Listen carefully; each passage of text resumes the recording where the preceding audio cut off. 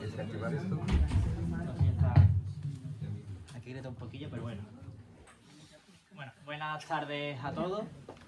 Empezamos con este año con el ciclo de mesa redonda que habíamos abandonado antes de Navidades.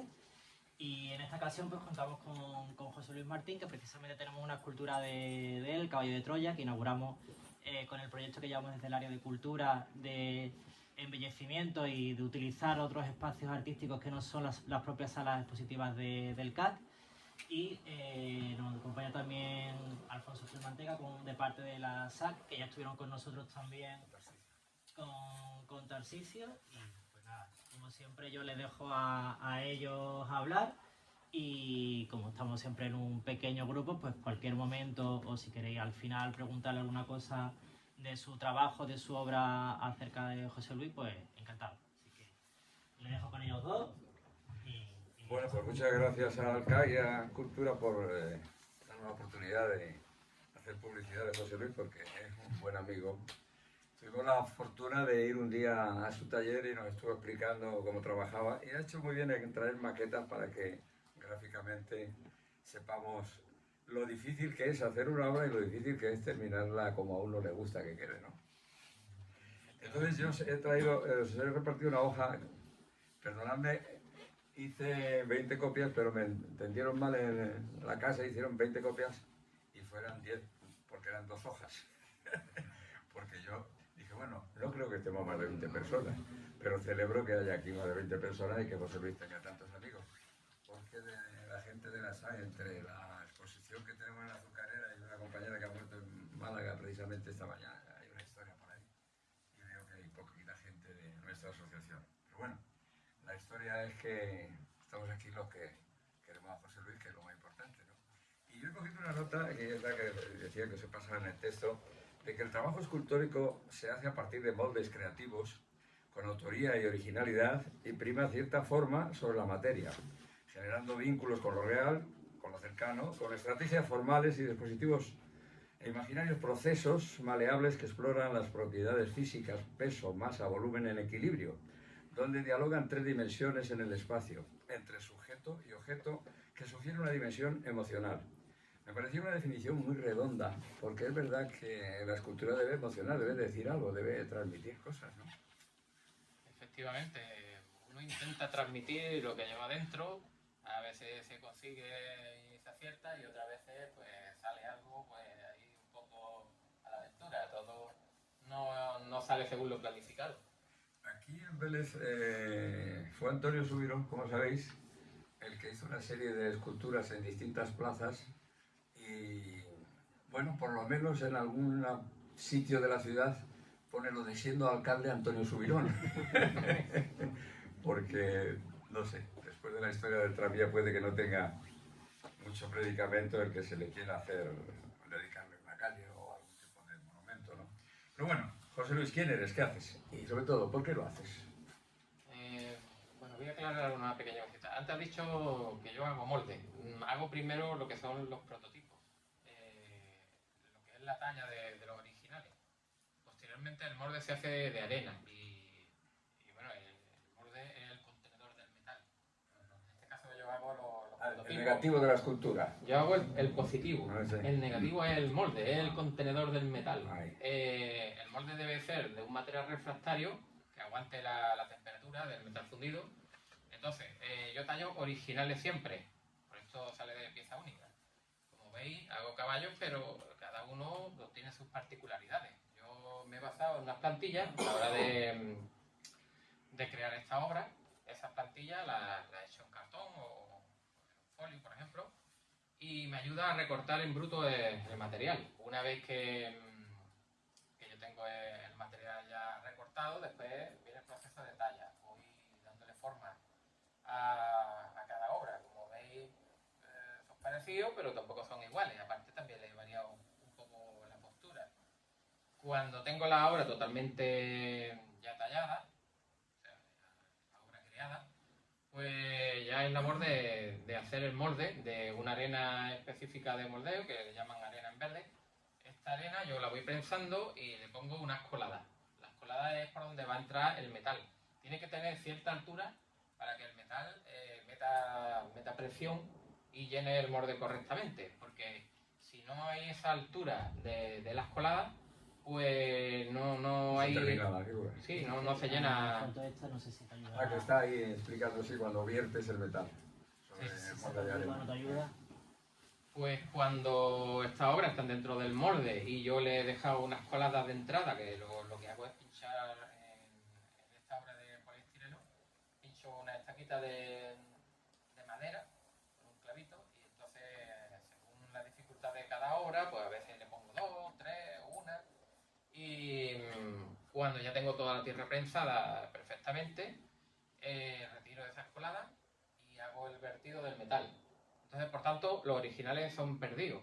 Estos originales de poliestireno son perdidos. Y el molde de arena, cuando lo abro, es perdido también. O sea, hay piezas que salen bien y otras que salen mal. Las que puedo reparar con soldadura, pues valen. Las que no, pues las desecho, las vuelvo a refundir. ¿El proyecto y todo el proceso lo haces en tu taller? Claro. Yo creí que las piezas grandes las encargabas en algún taller de fundición. Bueno, hubo un tiempo, años atrás, que yo no tenía taller de fundición, entonces la encargaba en distintos talleres que había por la zona de la provincia de Málaga. Sobre todo las obras grandes que conocéis, las que están por ejemplo en la puerta de la biblioteca, las que están en el Parque Central María Zambrano, esas obras me las realizaron la fundición. Aparte de que necesita, al ser grande, necesita un equipo de personas para hacer el vertido todo a la vez, para manejar los moldes que pesan un montón, los moldes de tierra, a veces hay que girarlos para la hora de sí, para ir pensando la arena, a veces esos moldes hay que hacerlo en 2 mitades, otras veces no, depende. Y son cajas de molde que pesan una barbaridad. Por ejemplo, el lector está fundido una parte y después se le dio la vuelta, creo, y se hizo el vertido de la otra mitad. Y en la parte donde, porque ya estaba el metal frío, ya no soldó. Después hubo que, con soldadura, había una parte que eran los brazos y el libro, otra, o sea, que no era de una sola pieza. Y después con soldadura se fue montando todo. Pero bueno, no recuerdo cuándo, pero llegó un momento que yo me monté mi propio taller y fui investigando poco a poco. Tienes la suerte de tener la casa que tienes allí en las afueras, ¿no? Y el espacio que tienes en la casa de tus padres. ¿Tú sigues viviendo con ellos? Sí. Antes tenía otra casa, que el taller que tenía pues era más pequeño. Yo empecé prácticamente con nada, ¿no? Un espacio relativamente pequeño. Empecé a comprar las herramientas básicas de talla en piedra, por ejemplo. En eso me ayudó mucho Pepe Casamayor, que me orientó un poco en el tema de la piedra, me dijo dónde podía conseguir las piedras, las herramientas. Yo también fui a su taller allí a verlo un montón de veces a trabajar. Pero bueno, antes de conocerlo a ellos ya había hecho algunas y las hacía con herramientas un poco rudimentarias, porque aquí, al no haber escultores así tallistas, pues tampoco hay herramientas ni nadie que venda esos útiles. El auge de internet no existía en aquellos momentos. Antes todo era... yo trabajaba en los recambios de piezas de automoción y algunas veces vendía cosas de ferretería también. Y cuando venían los representantes, siempre los tenía allí buscando herramientas raras que, claro, ellos no disponían. Pero bueno, me compraba lo más parecido o lo que veía yo que me podía hacer el avión para estos temas. Y también compré un conversor grande, que necesitaba corriente trifásica, tuve que tirar la instalación. Bueno, fueron unas dificultades de aquellos momentos. Y después me he tenido que ir adaptando, pero al cambiarme de taller y de casa, por tanto, tener un espacio mayor, pues ahí fue cuando ya decidí montarme el taller de fundición. Y todo ha sido sin maestro, sin nada, sin saber dónde conseguir los materiales. Todo el mundo me decía que este tipo de poliestireno no se podía hacer la técnica que yo hago, el poliestireno perdido. Tenía que ser forzosamente el blanco, que se llama poliestireno... Este es el extruido y el otro es el extrusionado, me parece que era. No me había mucho caso porque no recuerdo la palabra exacta, pero al principio utilizaba el corcho blanco, pero ese tiene la pelotita más gorda y por aquí no hay manera de encontrarlo que sea de alta densidad. Entonces no daba yo la definición en los detalles y tal. Y al hacer prueba y prueba y prueba, ya conseguí fundir con este material que ya me permite unos detalles mayores. Incluso hago piezas prácticamente de joyería. No es una joyería fina de esta de cositas de hilitos finos ni nada, pero que consigo hacerlas con esta misma técnica que hago la escultura. ¿Y por qué te dedicas a esto? ¿Por qué? Bueno, empiezo desde el principio. Bueno, voy a empezar un poco del principio. A ver, yo desde el colegio pues me gustaba el dibujo, no se me daba mal según la gente. Yo tampoco tengo tanta memoria de los trabajos que hacía. Sé que participé en algunos concursos de dibujo en el colegio, hicimos algunas exposiciones. Y yo era un estudiante más bien malo, porque hubo un momento que a mí no me interesaba tanto los estudios y la paliza que me daban los maestros. Había algunos que encima te daban de verdad, ¿no? Que les cogí, como yo tampoco era tan buen alumno, les cogí un poco manía porque me tenía ahí un poco contento. Y bueno, ya en el séptimo curso, pues estaba yo que no tenía tanta ganas de estudiar. Por tanto, cuando terminé, vamos, yo ya era repetidor, repetí en tercero. Pero ya en el séptimo me dijo mi tutor, dice, bueno, tú búscate otra salida, por ejemplo, FP, que ya tienes la edad de 14 años, la universidad no lo vas a cumplir pronto. Y bueno, ¿a ti qué te gusta? Digo yo, bueno, a mí me gusta la pintura, me gusta la arte plástica, me gusta... Y dice, es que eso no lo hay aquí, te tiene que ir a Granada, te tiene que ir a no sé dónde. Y yo y los traslados, vamos, en mi familia nunca ha habido viajes ni ha habido de nada. Y yo eso de irme, aunque sea a Málaga, para mí eso estaba de más. Entonces, lo que me recomendó que me fuese, por ejemplo, a FP, que ya podía entrar con la edad que tenía. Y en FP había lo más parecido que lo que me gustaba a mí, pues era delineación. Entonces yo empecé con primer grado de delineación y casi a la vez empecé también a trabajar, porque tenía unos parientes que tenían un recambio, el recambio Carmona, y empecé allí aprendí de recambista. Entonces, bueno, pues yo llevaba un poco las dos cosas a la vez. Los estudios y ya me cansé un poco porque, claro, a mí me gustaba la asignatura de delineación, me gustaba las prácticas, todo eso me encantaba. Después estaba la lengua, la matemática, la nada que era. Incluso algunos profesores que también eran un poquito raritos y demasiado estrictos y tal, y yo no podía con eso. Entonces, como que lo dejé. Pero mi madre pues insistió que siguiera y volví otra vez a delineación hasta que, bueno, pero en primer grado. Bueno, no es mucho, pero ya tengo unas nociones de dibujo técnico, porque yo, por ejemplo, hacía tanto dibujo de construcción como hacía proyectos de máquina, de mecánica industrial. Hacía despiece de maquinaria, plano en alzado, hacía perspectiva, hacía un poco de todo. Hacía planos de vivienda, de los planos de la estructura, de electricidad, bueno, lo típico. Nunca he trabajado de auxiliar de delineante, pero bueno, ya me saqué el título que bueno, prácticamente no me ha servido nunca para nada, nada más que para el conocimiento propio, porque yo en mis trabajos nunca me han pedido título de nada.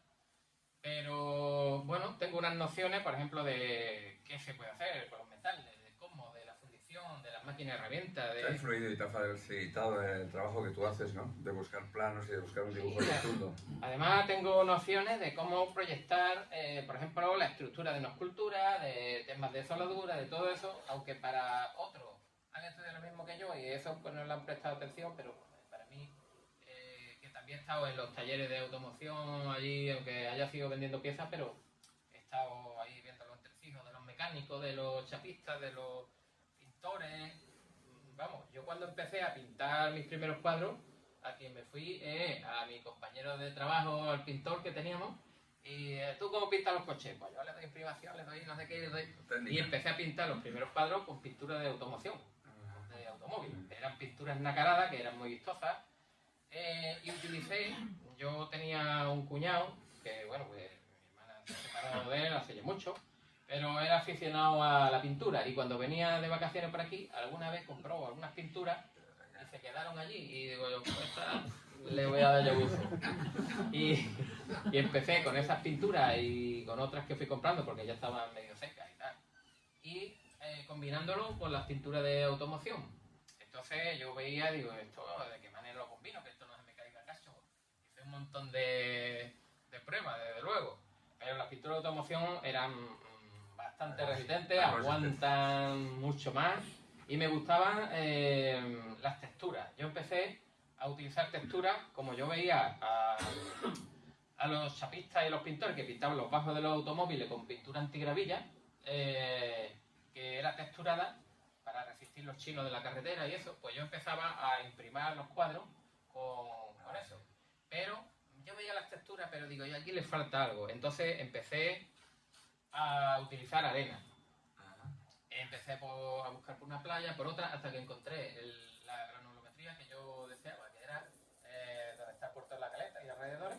Allí en esas playas me gustaba el tamaño del grano, porque había otras que eran demasiado pequeños, otros demasiado grandes, y yo tampoco tamizaba ni cribaba para seleccionar.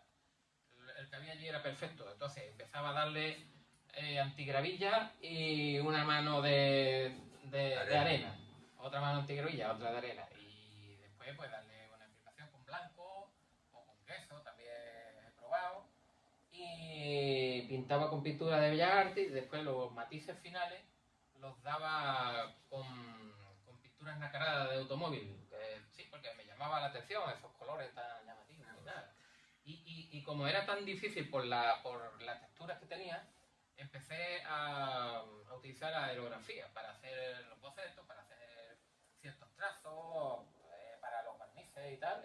Empecé a comprar varios aerógrafos y mis primeros cuadros vinieron con motivo de que cuando me fui yo a casar la primera vez, pues digo, pues tengo que decorar mi casa, porque yo ya tenía todos los muebles y yo veía allí los cuadros en las tiendas de decoración y en aquel momento decidí una decoración así moderna y tal, y yo veía los cuadros y cuando le preguntaba los precios, y yo le decía, pues yo los cuadros los voy a pintar yo, y el de la tienda de muebles se reía de mí.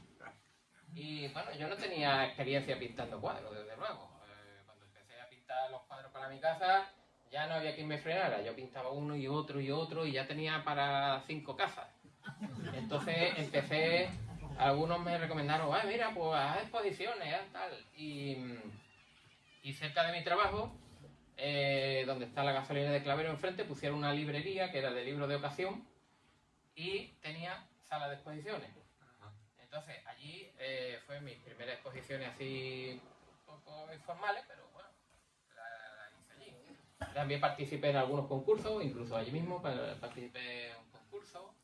Y bueno, pues eso prácticamente fueron mis primeros pasos en lo que fue la pintura ya más formalista, porque yo sí había pintado en el colegio, había pintado tal, pero yo desconociendo totalmente la técnica, los materiales y todo. Entonces, cuando ya vi que tenía de sobra para llenar mi casa y más, pues digo, ahora me faltan las figuras. Y empecé con la escultura. Empecé primero a hacer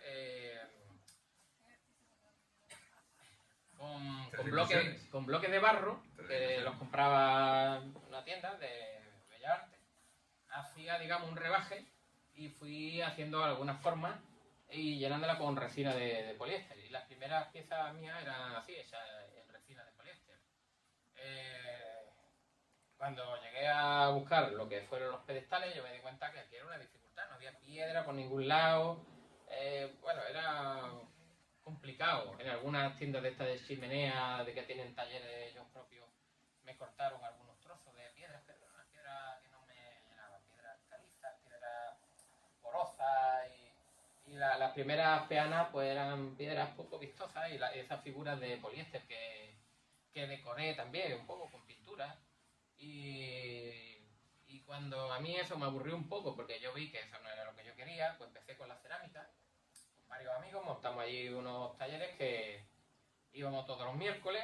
Israel, imaginero, también Antonio, que trabajaba en la ferretería en Llavín, Ángel de Fotoluz, Pepe Alcaraz, tenemos varios y íbamos todos los miércoles. Y bueno, pues Pepe Alcaraz fue, digamos, mi mentor un poco en ese tema de, pues mira, el barro lo tienes que ahuecar de esta manera, tienes que modelarlo con estos útiles, tienes que tal. Y yo, bueno, la forma yo nunca he tenido dificultad en crear dentro de mi línea, de lo que mi cabeza me ha dictado.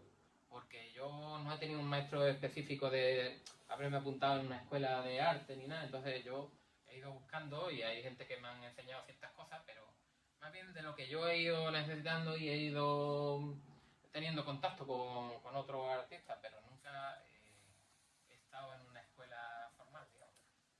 Me gustaría hacerte una pregunta. De tu obra, me gustan mucho los caballos. Ha repetido mucho la figura de Picasso. Sí. Pero tú no tienes caballos. Entonces, ¿de dónde te viene esa obra que repite una y otra vez? Son los caballos que a mí me parecen fantásticas. Sobre todo, a mí me apetece mucho ver la obra que se pierde, ¿no? Por el pan, ¿no? Me parece como una obra terminada. Bueno, caballos, sí. Yo también hago muchos instrumentos musicales como guitarra y, vamos, no soy capaz de tocar la guitarra. Ya con mi primo estuve una temporada intentando, pero digo yo, esto no es lo mío. Pero como me gusta tanto la forma de la guitarra, quería sentir un poco esas vibraciones, quería sacarle allí algo de melodía. Yo incluso he comprado varios instrumentos, pero caballos no he llegado a comprar ninguno. Ahora que has comentado lo de la peana al pedestal, ¿qué opinas de que María Zambrano tenga un tamaño natural y no tenga un pedestal? Quiero decir, hay críticas de que la gente la ve como una figura empequeñecida en vez de engrandecida. Es decir, que la gente no entiende muy bien por qué se ha hecho una escultura pequeñita y perdida en medio del espacio.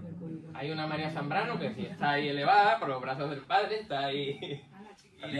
Y la otra pues está más, bueno, está integrada y en un sitio así céntrico. Bueno, pues yo no pido nada en ese aspecto. Bueno, no la he hecho yo. Si lo hubiera hecho yo ya te contaría algo. La historia de por qué te dedicas a esto es ¿qué compensaciones recibes? Voy a seguir contestando a lo del caballo. Aquí lo de Rafael. Vamos a ver, yo tengo cierto criterio, o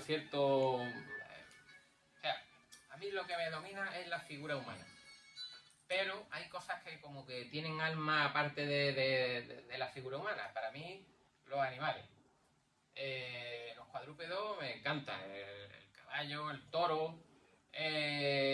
También me encanta la guitarra, ¿no? Porque parece que habla, parece que eso me transmite mucho. Entonces son temáticas muy repetidas por mí. Y también hay algo que me apasiona, que es la mitología. Como tú has dicho, el tema de los caballos, de los centauros, Ícaro. Bueno, hay un repertorio, resto de Europa, que yo he realizado. Incluso he llegado a hacer exposiciones mitológicas. Pero el caballo, a mí es que me encanta la forma. Después yo tengo familiares que son rejoneadores, que son, bueno, tienen caballos, tienen tal. O sea, que si quisiera tenerlos allí cercanos, también he hecho cabras a veces. Ahora, por ejemplo, hice una en bronce para un homenaje a Picasso. He hecho una cabrita, una interpretación de la cabra de Picasso y yo le he hecho ahí un poco con mi mano, le he dado los matices que yo suelo utilizar, pero sin que pierda la esencia de la de Picasso. O sea, que le he llenado ahí de un poco de agujeros y le he marcado levemente la geometría. O sea, que a mí los caballos, los toros, las cabras, todo eso me llena bastante. Son temáticas que me gustan. Por ahí va yo. Quiero decir, lo de las compensaciones no es solamente por la cuestión del dinero, sino si para ti te resulta gratificante, independientemente de luego del mayor o menor éxito de la obra. Bueno, el dinero está complicado. Una cosa es crear las obras y otra cosa es ganar dinero con ellas. Ahí hay que ser ya más... en vez de artista hay que ser más comercial. La compensación, pues me gratifica el conseguir mis retos, que son crear mis obras, crear lo que uno tiene dentro, eso hay que echarlo fuera, hay que, como dicen algunos, parirlo, hay que darle rienda suelta. Uno no puede quedarse con eso ahí. Entonces, por tanto, esa es mi gratificación. Es mi obra realizada, mi objetivo. Yo es que veo una dificultad enorme por parte de los artistas de vender sus obras. Es decir, porque no se aprecia o no se justifica el precio muchas veces en relación al valor que tiene la obra. Para entendernos, yo considero que tu trabajo es un trabajo especializado de riesgo, en el sentido de que trabajas con materiales, etcétera, y con temperaturas. Y yo supongo que cada obra de estas te lleva un montón de horas.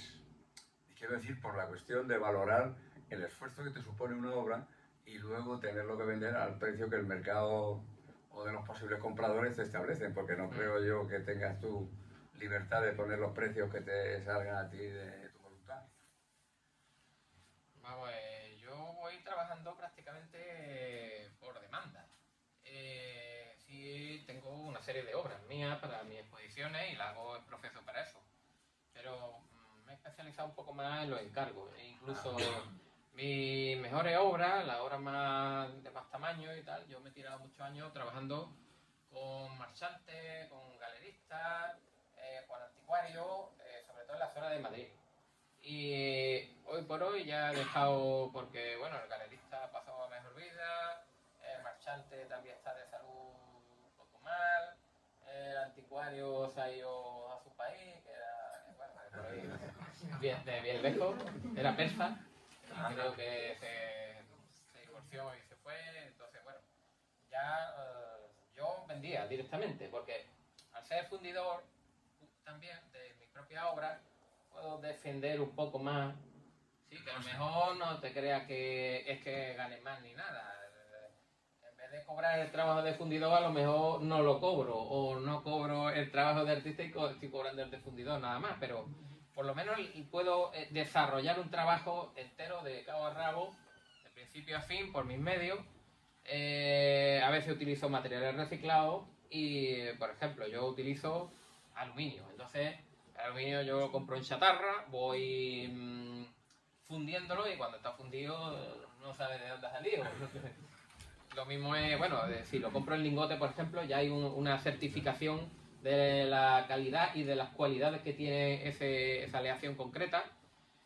Yo pues la aleación la hago pues, más o menos un poco a vista, ya con la práctica que uno tiene, ya sé de que hay ciertos aluminios que llevan magnesio y cuando lo echo al crisol y al horno de fundir, pues prácticamente tengo que tirarlo todo, porque empieza a arder como el fósforo y si le echo agua, más arde. Es como los aviones, a veces se estrellan algunos en el agua y llevan duraluminio en el chasis y arde el metal. Pues aquí ocurre igual, cuando yo lo echo al crisol, hay aluminio que me estropea toda la fundición que estoy haciendo. Pero bueno, pues yo ya me he enseñado un poco a base de probar y probar. Y cuando algo sale mal, pues bueno, rectifica uno. No, es que te iba a preguntar eso. ¿Tus mecenas, tus compradores, tus clientes te tratan bien? ¿Te entienden el valor de tus obras? ¿Te las valoran? Bueno, según quiénes. Es que en este mundo hay de todo. Yo he tenido muchos que meramente pues, me utilizaban como si yo a lo mejor le puedo vender directamente a unos precios que ellos después le pueden remontar bastante, pues da igual que yo gane, que yo no gane, y hacían mal, porque algunos de ellos me apretaban tanto que al final decía, a este le echó la cruz, ya no le trabajo más, porque uno también tiene su dignidad, a uno le tiene que quedar un margen, ¿no? Todo no es hacer obras nada más que porque estén por ahí o por... También uno tiene que sobrevivir de esto. ¿Te dejo contar un poco cómo empezó ya a nivel profesional? Bueno, yo trabajaba, como he contado, en los recambios, estaba trabajando en SEA, en Audi, en Volkswagen, en Daewoo, en Ford, en distintos concesionarios, en recambios universales. Y bueno, llegó un momento que tuve un fracaso amoroso, tuve un divorcio, y debido a todo eso, pues también tuve unas tensiones durante mucho tiempo tiempo que eso me afectaron, pillé una enfermedad bastante, bueno, me tardaron en detectármela, tengo enfermedad de Crohn, me operaron, estuve muy malo, se me fistuló el intestino con la vejiga, estuve muy mal, tuvieron que hacer unas operaciones bastante chungas y bueno, pues a raíz de eso tuve que cambiar un poco mi línea de trabajo y cambiar todo, porque yo ya no soy el mismo que era antes yo soy bastante hiperactivo. Y ahora pues tengo fatiga crónica debido a esta enfermedad del sistema inmune porque yo empecé con la enfermedad con 33 años aproximadamente. Y hasta que me lo detectaron yo tardé y estuve 8, 9, 10 años prácticamente hundido que yo no me recuperaba. Y depresiones muy fuertes y tal. Entonces, bueno, a raíz de eso yo ya no podía... Yo me había especializado en la talla en piedra, no eran obras muy elaboradas.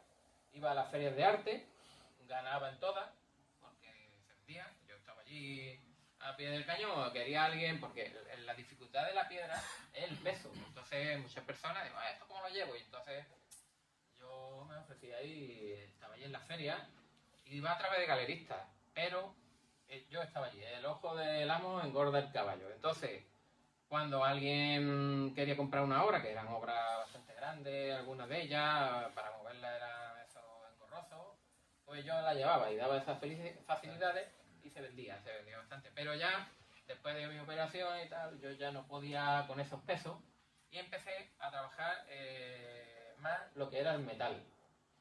El metal, y además yo tenía que buscarle ese aspecto de que fuese lo más liviano posible. Entonces empecé con las ventanas, los huecos. Mi próxima exposición se llama Construir con aire, ¿no? Y hace alusión a eso, ¿no?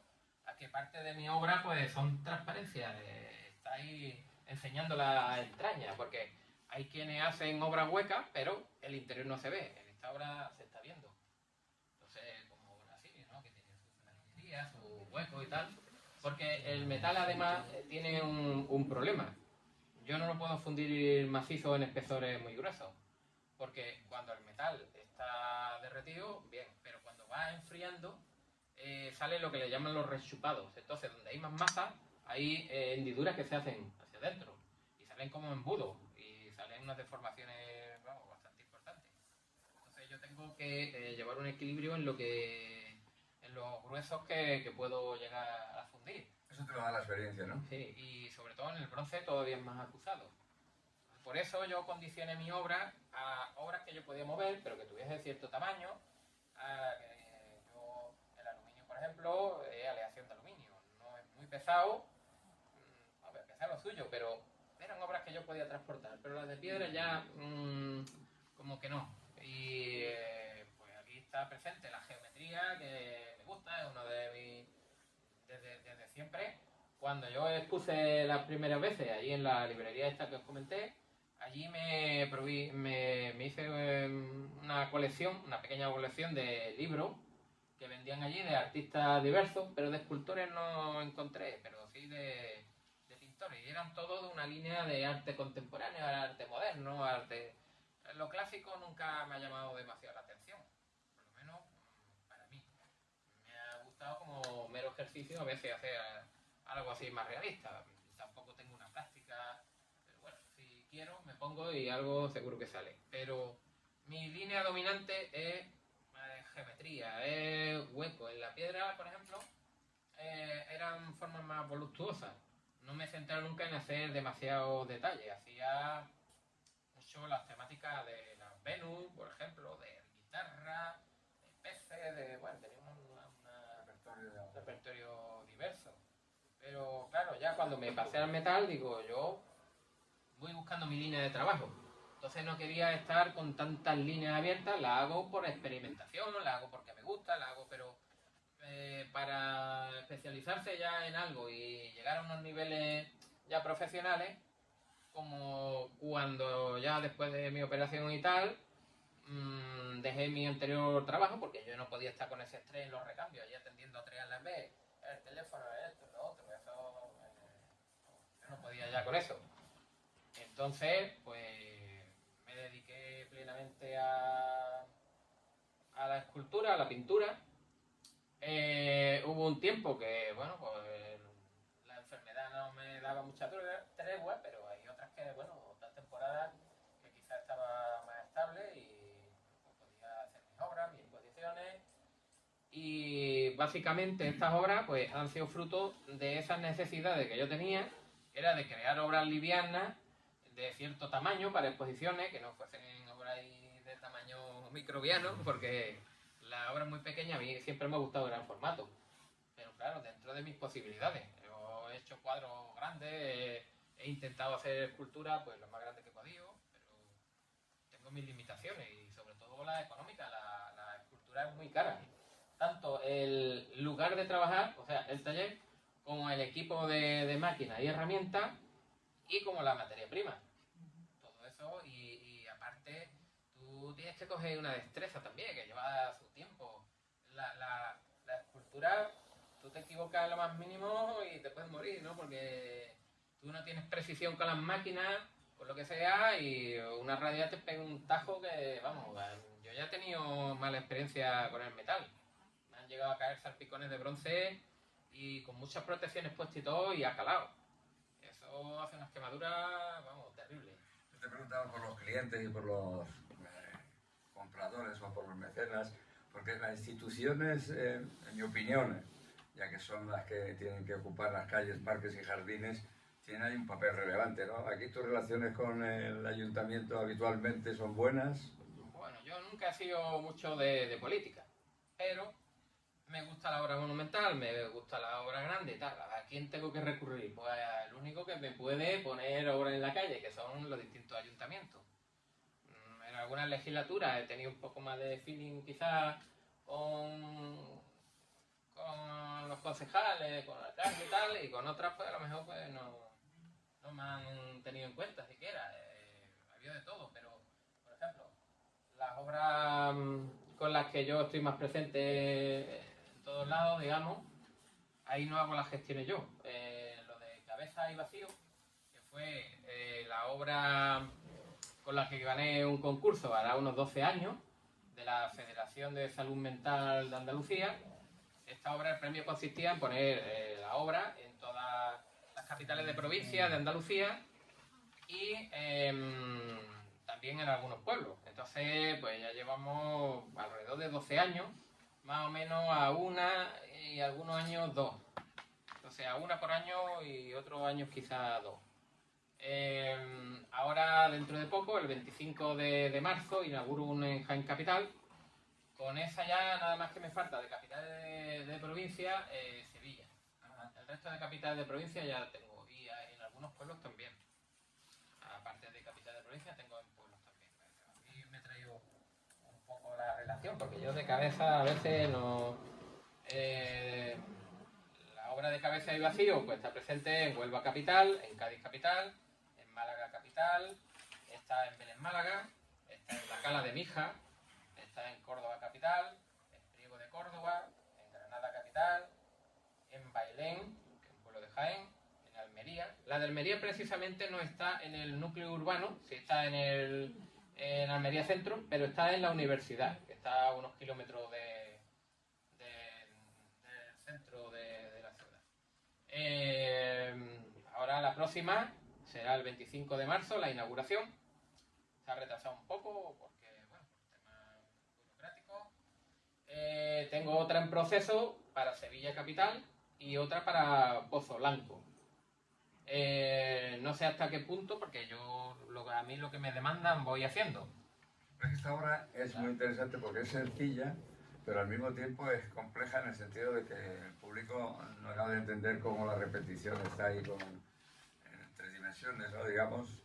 Quiero decir, porque la escultura es verdad que es una comunicación con el espectador, y lo que dices de los huecos me parece muy interesante por la historia de los volúmenes, pero en este caso, al ser un rostro repetido, quiero decir, el jurado ¿qué valoró en este caso? Cuando te dieron el premio, porque... Vamos, ellos pedían unas bases concretas. Ah, tenían unas sí, instrucciones. Y yo me atuve a las medidas máximas que ellos pedían, que era 80 centímetros. Entonces, la obra tiene su medida máxima, que es la altura, 80 centímetros. Aproximadamente tendrá 45 de anchura Y bueno, esta obra está más o menos concebida para verla más bien de perfil, porque de frente no es tan agraciada, quizás.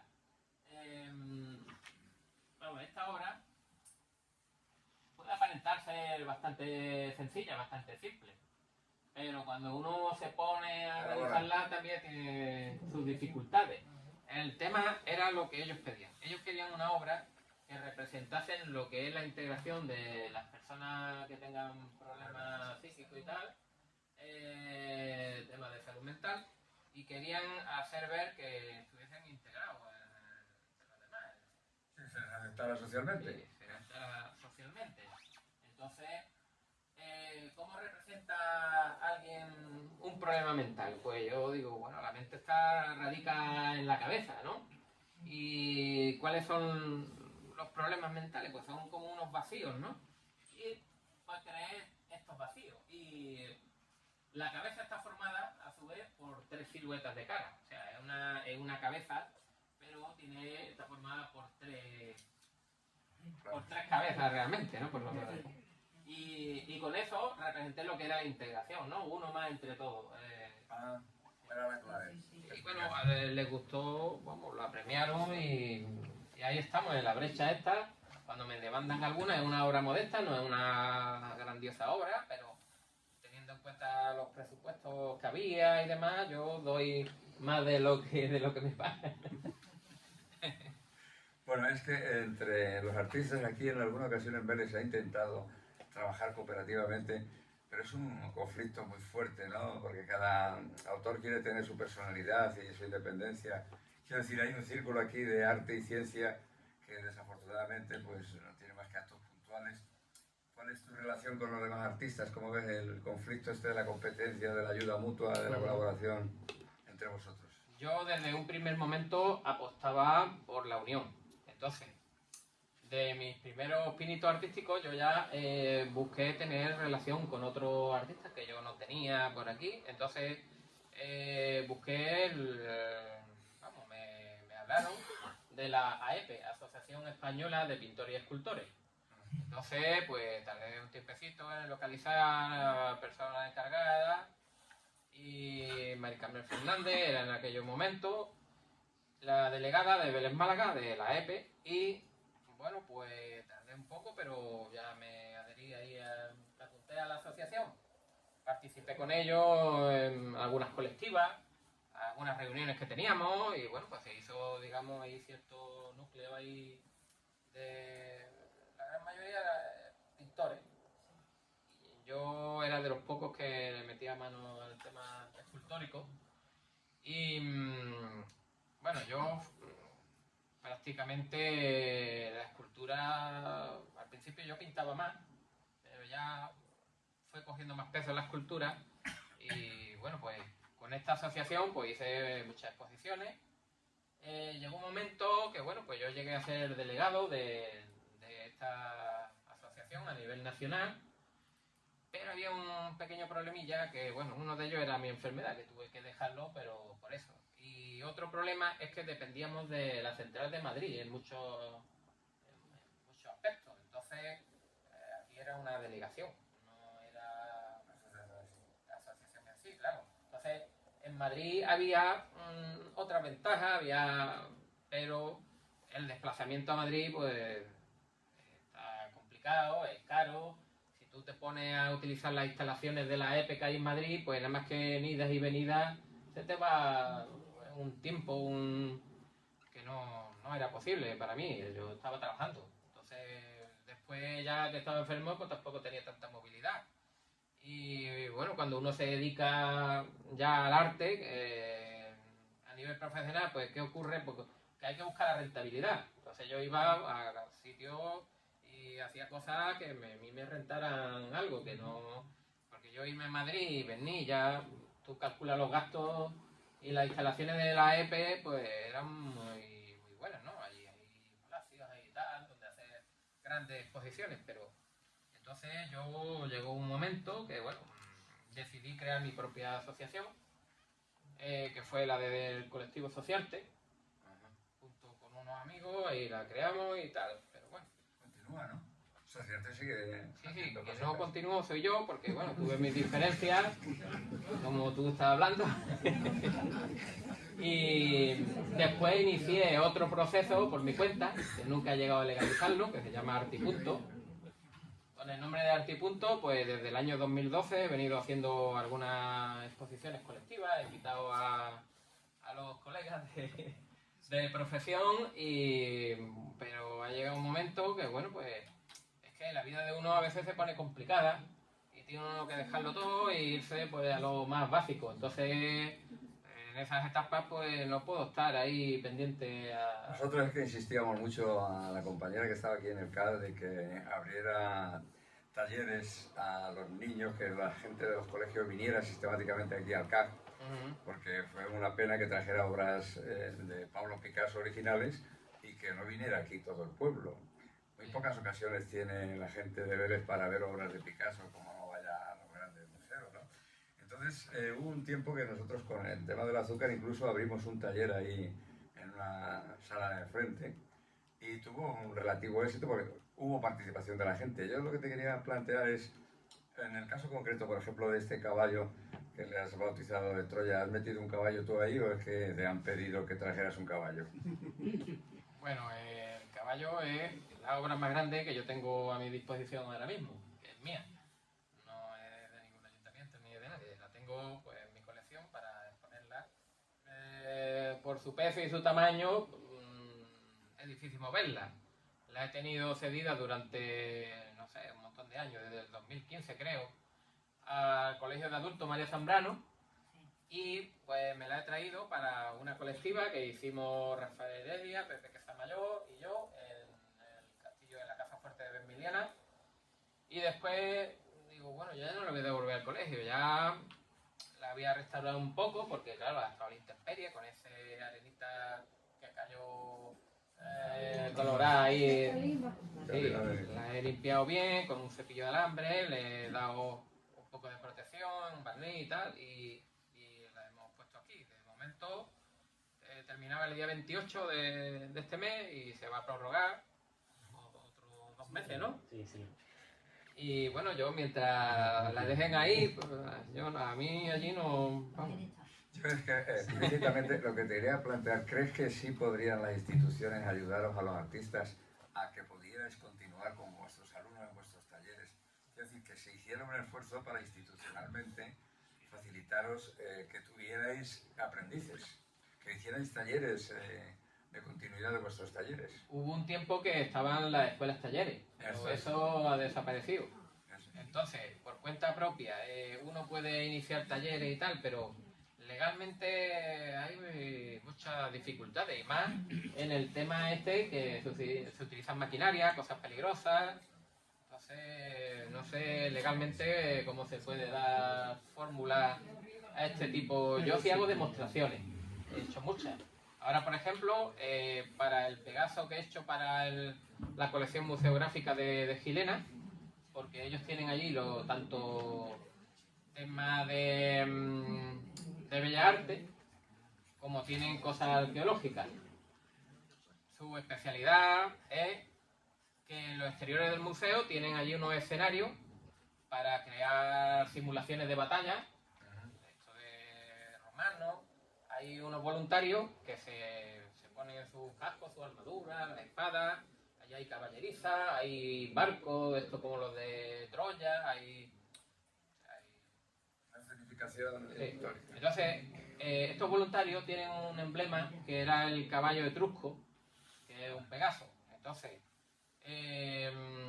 Ángel Berjarano conoció al director del museo, David, y bueno, le ofreció una de mis obras, porque ya previamente había hablado conmigo, y bueno, le pareció bien. Con el tema de la pandemia y tal, se retrasó porque nos pilló cuando ya estábamos a punto de fundir la obra, y bueno, pues ahora la hemos retomado nuevamente y ya está terminada, la hemos llevado allí. Entonces, esa obra, ellos, bueno, han buscado financiación por temas de crear lo que es, ¿cómo unas jornadas en las cuales se ve desde el punto de vista, se les levantaban, por ejemplo, un hito a grandes personalidades, como para conmemorar eventos, de batallas, de cosas, ¿no? Entonces, a esto le han dado esa forma, ¿no? Como un estudio desde el punto de vista de un arquitecto, por ejemplo, hablando de lo que era la construcción de los hitos, y yo que he dado en mi taller una demostración y una charla de lo que es ya del punto de vista escultórico, dentro de mi proceso y de mi técnica, claro. Yo no hago la fundición con los métodos tradicionales, a la cera perdida, pero bueno, dentro de la obra que yo estaba preparando para conmemorar o sea, el homenaje. Sí, este es el famoso. Entonces, creo que fue en Diputación de Sevilla, hubo un arquitecto que dio las charlas de lo que eran y representaban los hitos en los tiempos antiguos. Desde el punto de vista arqueológico hubo otras jornadas en el Museo de Gilena, y en mi taller ya en el punto de vista artístico, donde hice la fundición de las dos patas delanteras de otro igual que este, que también estoy en proceso, pero sin ala. Entonces, esta obra le hice allí, pues, nada, el moldeo de las piezas, le expliqué también el proceso que yo utilizo de talla, le fundí directamente allí para que lo vieran, respondí sus preguntas, se documentó fotográficamente y bueno, es una cosa bastante interesante. ¿Qué estoy buscando la visita? Yo eso lo he hecho, está al final. ¿Está al final? Sí. Yo eso lo he hecho por mi cuenta, cuando lo de Sociarte, a los socios que teníamos, muchas veces los sábados hacía demostraciones de fundición y bueno, había quien venía, después cuando la gente ha perdido un poco el interés, pues dejé de hacerlo. Hoy por hoy mucha gente me dice, oye, cuando haga algo me avisa, y yo muchas veces mi manera de avisar es ponerlo en el Facebook, por ejemplo, pero claro, hay gente que no tiene disponibilidad tal día o no se han enterado a tiempo, tal. Pero vamos, yo estoy abierto a quien quiera ver un poco el proceso. Sí, yo te decía de la colaboración, porque yo me quedé sorprendido de la actividad ahora del compañero y de la exposición que tenemos pasado mañana aquí, que me ha sorprendido que a su edad tenga la energía que tiene y la creatividad que tiene. Y digo, entre vosotros os ayudáis, os hacéis publicidad, colaboráis. Bueno, participamos muchas veces en exposiciones colectivas juntos y bueno, cuando hace falta echar una mano para trasladar obras o lo que sea, pues también le ayudan a uno intenta ayudar o bueno. Nos respetamos y nos queremos, que ya mucho. Ahí es donde iba yo con la colaboración. Nosotros tenemos desde hace, yo qué sé, los años, lo que yo le llamaba los cafés de artistas, que bueno, no, eso no lo he inventado yo, pero nosotros hemos tenido nuestro núcleo, nuestro grupo de artistas que participamos y viene ya de, no sé, de 2012, de 2013, quizás de antes. Y incluso a veces nos llevábamos ahí ciertos materiales y pintábamos ahí alguna cosita o tal, y hemos llegado a hacer exposiciones de esas obras que creamos allí in situ en nuestras pequeñas charlas. Hemos tenido varios lugares concretos, varios locales donde nos hemos reunido, locales de hostelería sobre todo, y bueno, pues el vino. Y bueno, total que a nivel de relacionarnos nosotros, pues perfectamente. Siempre hay gente afines y otros pues que son más, no sé, hay el asunto más rasposo, pero... Particularidades. No sé si el público quiere salir por otras direcciones o preguntar cositas en concreto o valorar su obra. José Luis, ¿nunca te has fijado en obras?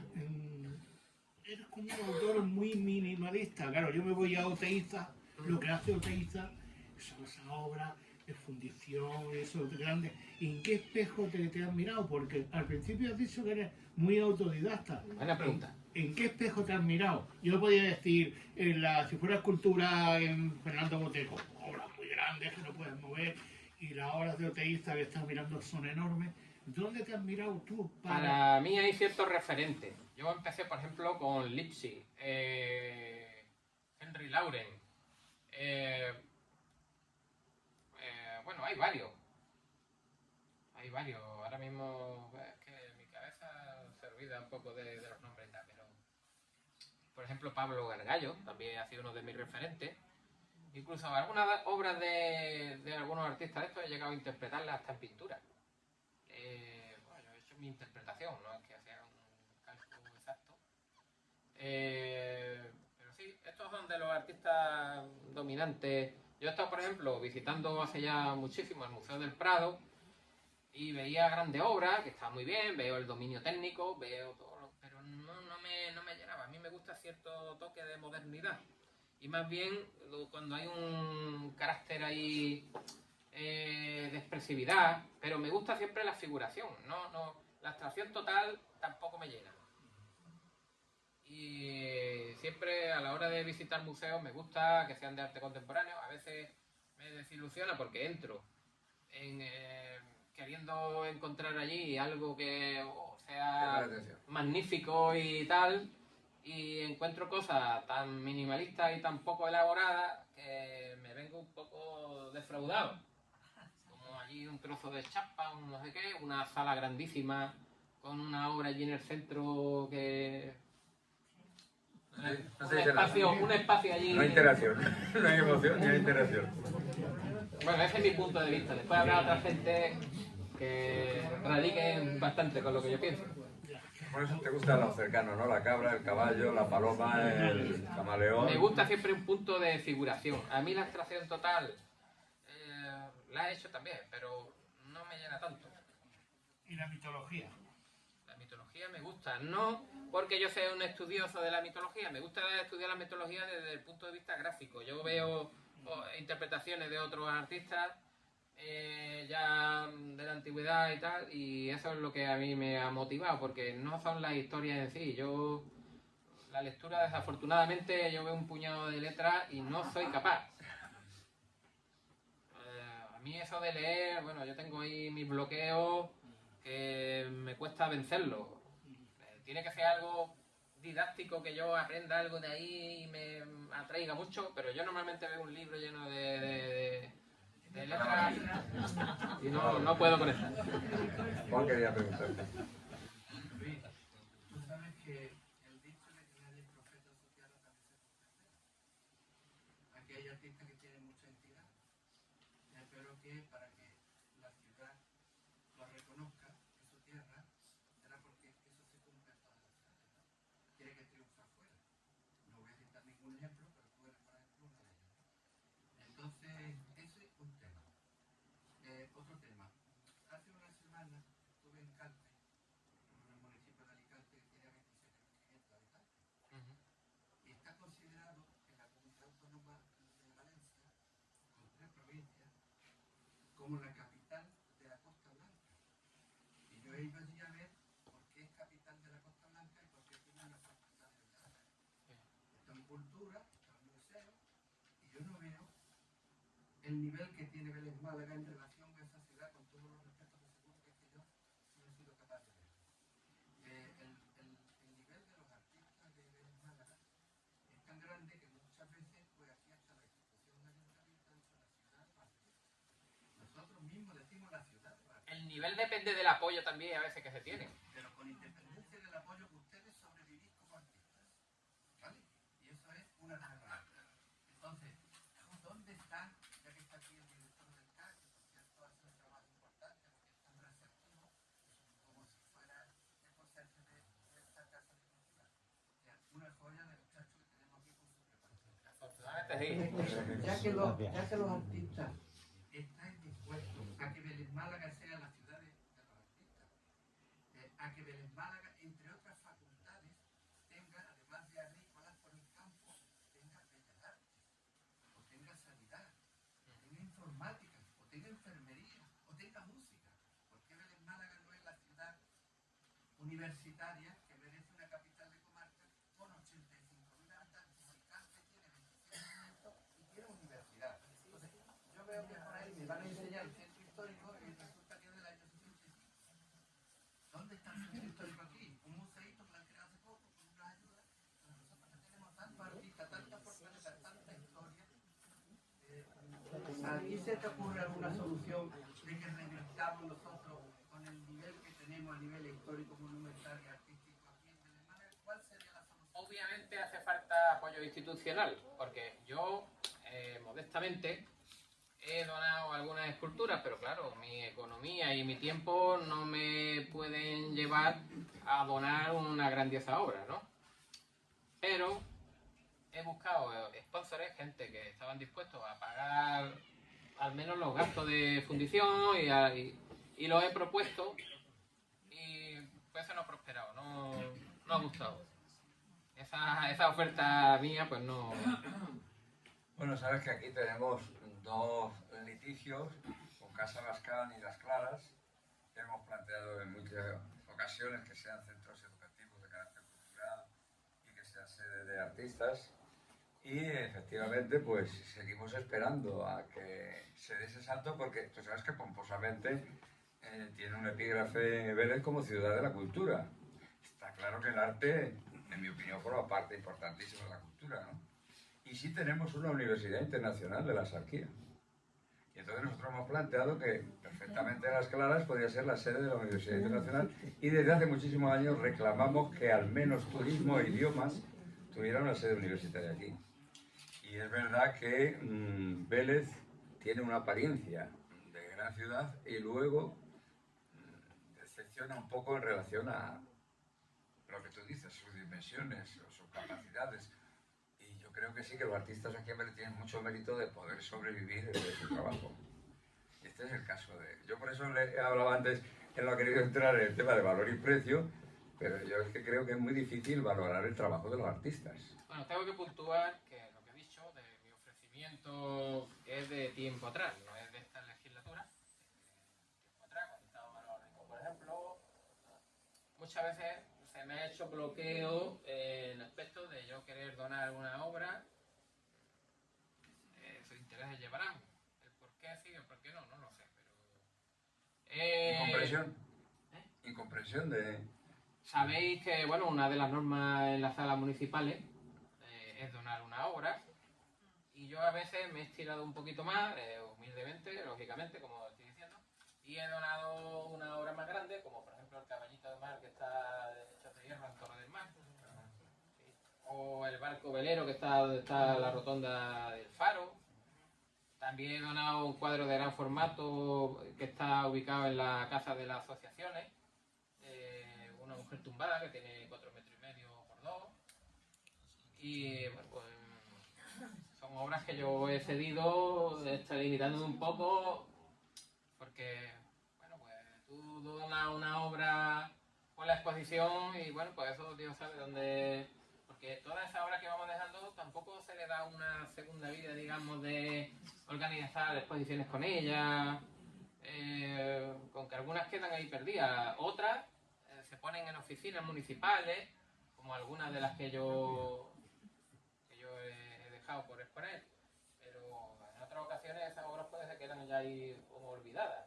Se ha usado un poco de... En el Teatro del Carmen también tengo una obra que fue ganadora de un concurso, que es una menina que está en el interior, más grande que esta, y bueno, afortunadamente, si la obra tiene cierto tamaño, pues puede tener una ubicación así y... Pero se abusa un poco quizás de las instituciones, de vuestras bondades y de vuestras gratitudes. Quiero decir, por ejemplo, en el tema de carteles, de cuestiones de las cofradías, de trabajo para... No sé, siempre... Quiero decir, la falta de mecenas es porque quizá estáis habituados a regalar, ¿no? Vamos a ver. Quiero decir que la gente no acaba de entender el... Yo he regalado obras para el pueblo en sí. Ahora, una obra que me pida, que si la Cruz Roja, que si para el manto de la Virgen de no sé qué, para tal... Yo he participado en muchas exposiciones de esas. Pero obviamente hay momentos que uno depende de vender para... Y gente así saltando en el cuello, hay una lista muy larga. Una ONG. Claro, y es que cuando uno es profesional en esto, hay que pagar un gesto, hay que uno autónomo, hay que pagar por lo que se factura, hay que... y después no queda nada, como que dice, una obra no se hace industrialmente, que tú te pones... No te olvides que trabajamos por amor al arte, ¿eh? Evidentemente, si no fuera por el amor... Oye, los materiales han subido mucho, por ejemplo, el aluminio, los lingotes, Mucho. esa es una curiosidad que yo tengo. Todo sube, la herramienta, sube la electricidad, sube el aluminio, sube el gasoil que se utiliza de combustible, sube el gas que se utiliza de combustible, las herramientas, los utillajes... El aluminio, por ejemplo, un ejemplo nada más, de hace 10 años ahora hay mucha diferencia en el precio del lingote y eso. Sí. Una década atrás. Pues, ¿Te acuerdas lo que podía costar? Lo que algunas cosas llegan a duplicarse. Algunas materias primas llegan a duplicarse. Y bueno, pues todo esto, yo trabajo, por ejemplo, la piedra, trabajo un poco la madera, trabajo el hierro, trabajo la pintura en óleo, en acrílico, el grabado, la joyería, y tengo prácticamente instrumental y herramientas de todo. Yo puedo tener una pila de cientos de herramientas manuales, una pila de cientos. Y tengo botella, bueno, para mí es pequeña, yo necesito más del doble de lo que tengo, pero bueno. Ahora una pintura, y ahora te preguntaré por la pintura. Sigue, Espera un momento, que vea la compañera que sí, quería aclarar algo. sí. José Luis, has dicho que tus obras son paredas. ¿Tienes alguna con la que te haya costado pintar en color? ¿Que te haya costado vender o que la tengas? Son casi todas. ¿Alguna en especial? Bueno, hay algunas más agraciadas que... Mira, esta cabrita que he hecho recientemente, pues como tú sabes, me gusta bastante. No es ni la más grande, ni la más, yo qué sé, ni en la que he puesto más destreza, ni... Pero bueno, pues me ha gustado. Y como estos caballitos, el último que hice de estos se vendió para Australia. Lo hice en bronce. Y bueno, pues ha ido ya bien lejos, ¿eh? He vendido muchas obras, por ejemplo, para Estocolmo. He realizado exposiciones internacionales en Marruecos varias veces. He expuesto en Alemania, que me he cogido mi maleta llena de esculturas, me he ido a un centro cultural, he montado la exposición, he estado allí varios días, he llevado piezas de joyería. Bueno, he hecho lo que he podido, pero siempre me gusta, dentro de lo que puedo, estar yo presente, porque he participado en montones de ferias de arte y las únicas que han tenido sus resultados es porque estaba yo. Porque los galeristas muchas veces se despreocupan un poco. Ellos, como han cobrado ya, porque el stand lo han vendido, ya van con su gasto cubierto. Si se pillan un plus del porcentaje, bien, pero muchos pecan de que no venden a los precios señalados. A mí me ocurrió muchas veces, de que piden más de lo que yo le... O sea, cuando yo estoy presente, el cliente le digo, pues vale tanto. Pero los galeristas le meten el doble o le meten el tal. Entonces asustan al cliente. Entonces, si yo me harto de una feria de arte, muevo mi obra, yo por mi cuenta la llevo allí, con lo que pesan, las coloco, las pongo, estoy allí y tal, pues eso puede tener éxito.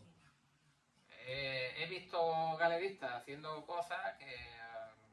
por eso te digo que mi intención era montarme en las ferias de arte por mi cuenta. Pero bueno, todavía no ha llegado a esa hora. Gracias, Antonio. Quería preguntar, tú has hablado antes de que utilizas distintos materiales para la escultura, pero que te especializaste un poco en aluminio debido a tu enfermedad. Porque es más liviano, puedo hacer grosores mayores. Si no hubiese sido por esa enfermedad, ¿seguirías trabajando en aluminio o utilizarías otros materiales? Es que yo he probado de todo. Hacer inoxidable, hierro, piedra, madera. He realizado ahora ya en todo lo que se me ha ocurrido. Prácticamente el aluminio ha sido un material y la técnica esta del poliestireno perdido con la que yo me identifico mucho, porque cuando yo he empezado a hacer prácticas para hacer piezas, la cera perdida, eso hay que darle unos rebozados y otros a las piezas a las copias hechas en cera, porque porque normalmente la cera perdida, para amortizar todos los gastos, se suele, porque el molde ya tiene un gasto importante, se suele hacer copias para rentabilizar el gasto del molde y tal.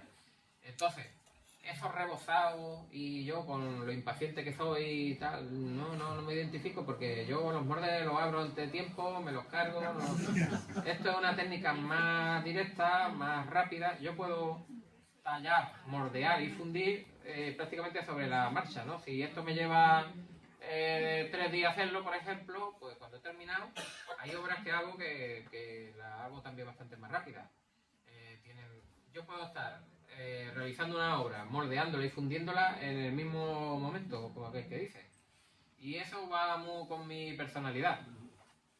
Y bueno, os voy a contar. Esta obra que había antes, la de Antonio de Vélez, me habéis preguntado si era mía. No es mía, pero la he restaurado yo. Aquí está en el paseo. Aquí está. Sí. Le hicieron el encargo a Adriano, al constructor, de hacer el pedestal y de instalarla nuevamente después de haber estado años de que se desmontó y hacer la obra del paseo. Entonces, no se sabía muy bien lo que tenía en las manos. Dice, esto, lo más seguro que tuviese unos pinceles, porque nadie sabía ciencia cierta lo que tenía, por lo menos con la gente que yo hablé. Y dice, pues tú vale unos pinceles. Entonces, no es una obra de mi autoría. Y los pinceles, bueno, son unos pinceles que yo tenía allí, los he moldeado y los he fundido y se los acoplé ahí. Eran la brocha, los pinceles. Y prácticamente, bueno, yo le hice una estructura interna para poder ponerle los pernos de cogida, porque quien sea vacío esa obra completamente y ahí no había como soportarla, como cogerla al pedestal. Y le di unos repasos a las pátinas cuando todavía no tenía tantos medios de soldadura ni nada. Bueno, hice las cogidas con perno para engarzarlo, más que soldado, está engarzado. Y bueno, es mío una pequeña aportación que hice hasta ahora, que no era mía. Y hablando de pinceles, ¿cómo llevan lo de la pintura? Me gusta el gran formato, me gustan los cuadros grandes. Yo tengo 10 cuadros de 2 metros por 2, excepto los restos de los rollos, que tenían un poquito menos, tienen un 80 por 2. El resto eran todos de 2 metros por 2. Tengo 3 terminados, que ya los he expuesto varias veces, y tengo 4 cuadros empezados. Quería llevarlo a mi siguiente exposición, que es el día 7 del mes próximo, en la sala de Aplama. Sala Manuel Barbadillo, que está frente al CAS. Pero hay ciertas dificultades porque allí es una calle de esta, nada más que para vecinos, con su camarita que te puede detectar si pasa, las multas. Y ya ve cómo descargo esta obra allí, que son tan grandes que yo no tengo tampoco medios para moverla, tengo que buscar medios exteriores que no dispongo yo. Tengo que llevar un montón de pedestales, de esculturas y bueno, pues este es mi reto ahora. Pero no me va a dar tiempo a terminar los cuadros que tengo empezados. Tengo un díptico que he unido 2 escenas mitológicas, uno es el nacimiento de Venus y otro es el rastro de Europa, pero yo lo he unido en un díptico y lo tengo en proceso. Esta es la galería donde estoy exponiendo últimamente. Ahora me ha cogido el relevo Pepe Casamayor y actualmente le estoy haciendo unos trofeos para una gala de alfombra roja del arte que le llaman. Le estoy haciendo, le han denominado trofeo Jofiel, el ángel, no me acuerdo. Bueno, unos trofeos que estoy realizando para esta galería, Art Gallery by Bea, de Motril, calle Nueva 60, primera planta. Bueno, allí hacen unas exposiciones muy lucidas y tal. He participado, creo que han sido en 5 o 6 exposiciones seguidas. Esas obras también son originales de Picasso, no son reproducciones. Como estaba hablando ahora, yo expongo muchas veces con Oteiza, con Chillida, con Miró, con Dalí, en las ferias de arte y tal. No es que yo sea ni más ni menos, son ocasiones que, bueno, pues... ¿Qué pregunta? Quería volver un poco a lo de las instituciones. todos los que nos dedicamos al mundo del arte, hemos hecho exposiciones en ferias, en galerías y en salas municipales.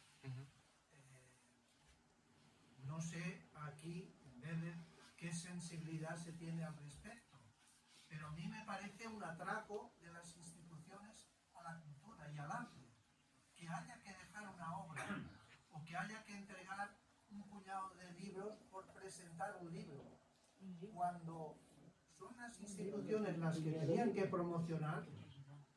Somos nosotros los que tenemos que aportar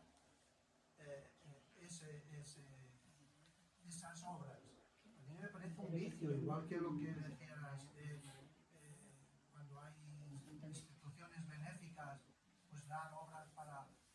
Estamos cansados de hacerlo y tenemos que vivir, pero es que son las instituciones las que tenían que promover la cultura. Si nosotros nos negamos, ¿qué cultura van a ofrecer? Ninguna. A ver, yo creo que tenemos que pensárnoslo un poco y ver si tenemos que seguir pasando por esa humillación. A mí me parece una humillación que tengamos que dejar una obra cuando Yo no lo estamos considero, aportando nuestro trabajo. yo no lo considero para nada humillación. Te voy a interrumpir ahí, pero ahí yo creo que la libertad de cada artista y de cada persona decidir hasta dónde pone sus límites con su obra, igual que él hablaba antes de que a la hora de un encargo o lo que sea, pues decide, yo reduzco la parte de, porque él puede hacer, es decir, pues de soldador o de artista o tal, yo lo amoldo, o cuando te dan un presupuesto para una escultura o para un cuadro de un encargo, tú te amoldas a ese presupuesto. Y luego la labor de institucional, la labor que hacen los ayuntamientos, la labor que hace es la de difusión. O sea, nosotros, el ayuntamiento te pone a disposición una sala, te dispone unos espacios, unos medios, una comunicación.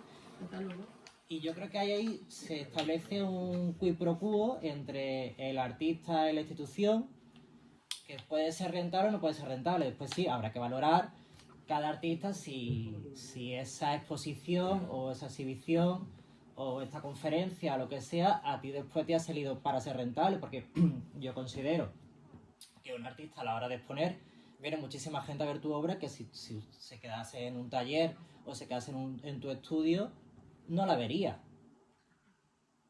Entonces, yo creo que, al igual que estaba hablando antes de si el regalar o la compra o tal, yo creo que con las instituciones pues se puede llegar también como un punto intermedio, ¿no? Es decir, yo creo que sí, que en una parte pues se puede donar obra al ayuntamiento porque el propio artista quiera donar obra al ayuntamiento, porque yo creo que eso, nadie te exige que tú tengas que donar obra, sino el propio artista el que decide, oye, yo voy a donar obra porque quiero que mi obra sea pública y que la vea todo el mundo, pero también considero que el ayuntamiento o las instituciones o quien sea, pues sí pueda aportar y ayudar a esos artistas con una serie de compras. Pero yo creo que es encontrar un equilibrio entre una cosa y otra, ni abusar de un lado ni abusar de otro. Es lo que pienso yo. Yo creo que y a partir de ahí... el hecho de que pongan la condición de que hay que entregar una obra...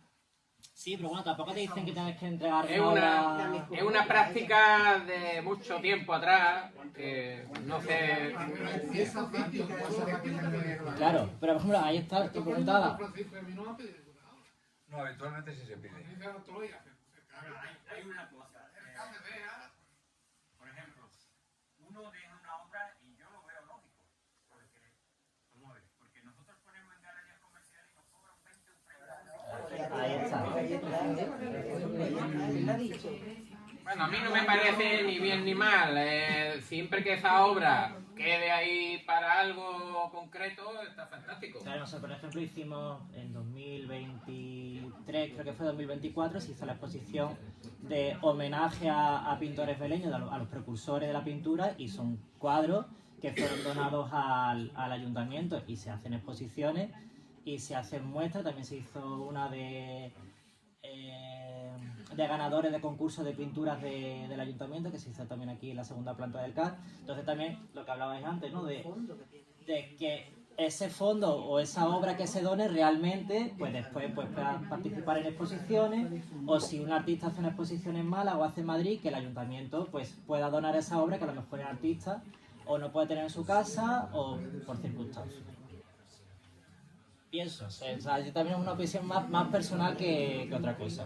Yo muchas veces me quejo de lo contrario, he querido donar una obra y no me la han admitido. Bueno, aparte de ese tema tener... Muchas veces podemos hacerlo voluntariamente. Claro, sí, sí, sí.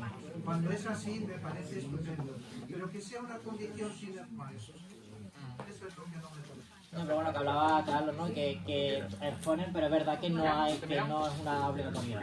Yo principalmente la última comisión que hice en diciembre del 22 San Francisco, pues hice mi contratado con la batería, lo que hay algo, lo conozco. Sí, sí. Y a mí nadie me pide una obra.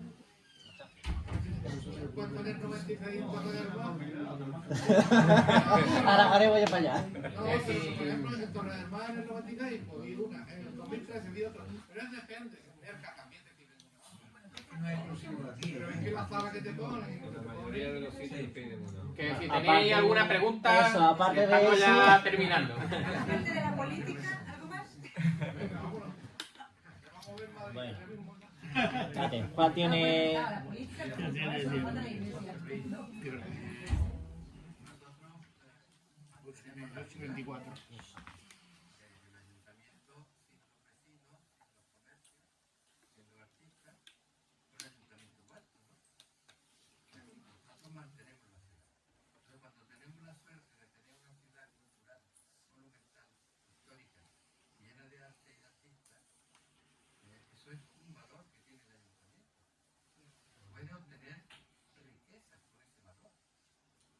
Seguro que sí. Es la mayor fortaleza que tiene Belén Málaga. En Alguacil, por ejemplo, yo no sé la calidad de las obras, pero por lo visto está lleno de obras. Yo presento un proyecto, lo que pasa es que yo no me iba a llevar mis herramientas allí y no me proveyeron de lo que yo necesitaba en aquello entonces. Pero me aceptaron el proyecto, ya no me acuerdo ni lo que era. hacer ese proyecto y yo lo he puesto ya más de una vez y no hace sentido. Y es interesante, porque se ha hecho en otros sitios y lo siguen haciendo. Los simposios. Eso sí es interesante. Lo que pasa es que, claro, el ayuntamiento como institución debe estar interesado en ello, obvio. Siempre Pero una fórmula súper barata de conseguir 5 obras cada año o cada 2 años. a un Y a lo bajo mejor precio de 10 años tienen un patrimonio de obras por la calle. y un espectáculo de los artistas trabajando en directo, unos cuantos a la vez. Es que cuando ha preguntado al compañero de lo de la cesión de la obra, la Caja de Ahorros de Segovia tiene un patrimonio. Pepe está hablando de escultura de gran formato. Claro. Cuadras en el Paseo de Andalucía hace más de 30 años. Paco Aguilar, María José Vargas Machuca, Rafael Alvarado, Sebastián Nava, en el parque de Andalucía, cuadros enormes, con 3 y cosas así, que luego se los quedaban en la política. Sí, se hizo en un par de ocasiones.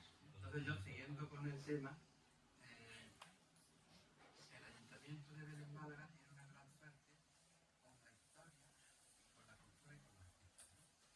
Entonces no ir haciendo actuaciones aisladas, ¿no? Yo creo, nosotros recomendamos que para ordenar el futuro de Belén Málaga, la corporación tiene que acordar, el Consejo Social no ha aprobado, pero tiene que acordar hacer el plan director de la ciudad de Belén que queremos nosotros para hacer frente a eso. Entonces, entre otras cosas, ¿cuáles son las fortalezas que tiene Belén Málaga?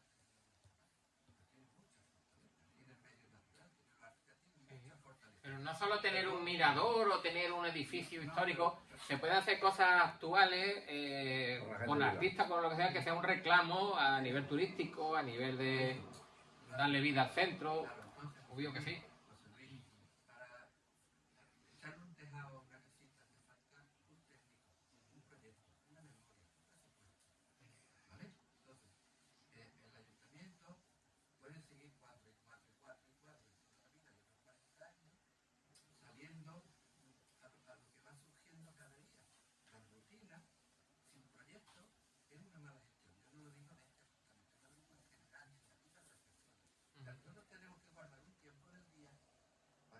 análisis un poco de qué queremos y a dónde vamos. Entonces, el plan director de Vélez también tendrá dentro un subplan, un sector estratégico de la cultura, con la historia, con el patrimonio, con la comunicación. Y que todo haya una planificación Una concreta. planificación, vale. Y ahora, eso puede dar lugar a un sector económico nuevo. Si hay ciudades que no tienen historia y no tienen cultura y no tienen artistas y presumen de ello y ejercen de ello pero sin contenido a la vista, nada más que de los turistas que pasean. Nosotros, yo estoy muy agradecido a la Delegación de Cultura, siento que Alicia, porque ya se graban las ponencias, las entrevistas, lo que se habla en esta salón de actos de la Casa de la Cultura de Vélez.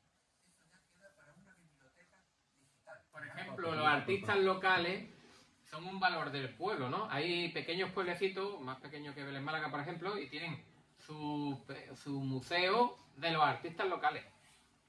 Y me consta que la gente va y lo ve y es un valor añadido del pueblo.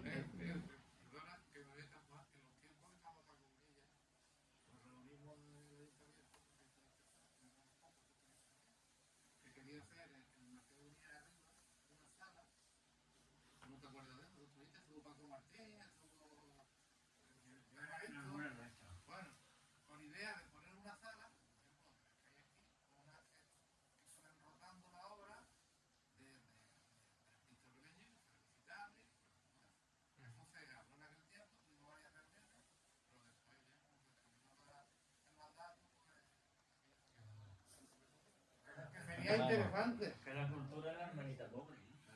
Terminando una intervención, voy a ser breve, con independencia de que el ayuntamiento, con poner la sala, no es suficiente. El ayuntamiento está obligado a incentivar la actividad económica y los artistas son entusiastas, que pasen mucha fatiga, porque esa es la vida de un artista, viene a pasar fatiga, porque nadie lo reconoce. Entonces, Vélez Málaga, además de prestarle ayuda a ellos y de crear la infraestructura a través de un plan director después con presupuesto, tiene que tener en cuenta que los artistas son proveedores. En Vélez Málaga, a ver cuándo se pierde la costumbre, con independencia de que alguien quiera regalar algo en una exposición o fuera de la exposición. Ese es otro tema. Pero a ver cuándo en Vélez Málaga, ciudad de los artistas, un sector económico que puede llegar a ser importante, reconoce que viven de su trabajo y dejan de pedir obras a los artistas. Nadie, pero nadie, que quiere una obra del artista, que con él llega a una negociación, pero que tenga en cuenta que viven en su trabajo. Por eso decía antes de encontrar un poco el equilibrio, ¿no? Independientemente de lo que tú dices, ya sea obligatoriedad o sea por voluntad propia, pero después el ayuntamiento tiene que hacer una labor también de compra y también de incentivar eso. Bueno, a mí me han llegado a comprar obras en concurso, como la medida que está ahí en el Teatro del Carmen. Esa se compró en un concurso. Y bueno, pues no ha habido siguientes ediciones de ese concurso, pero bueno. Ha habido un salto cualitativo, hay que reconocerlo, en estos tiempos, en estos años, porque hay una sala en Pósitos, hay una sala en San Francisco, el Pósito se ha Pósito se acabó. Bueno, amigos, ya finiquitamos. Gracias por la asistencia.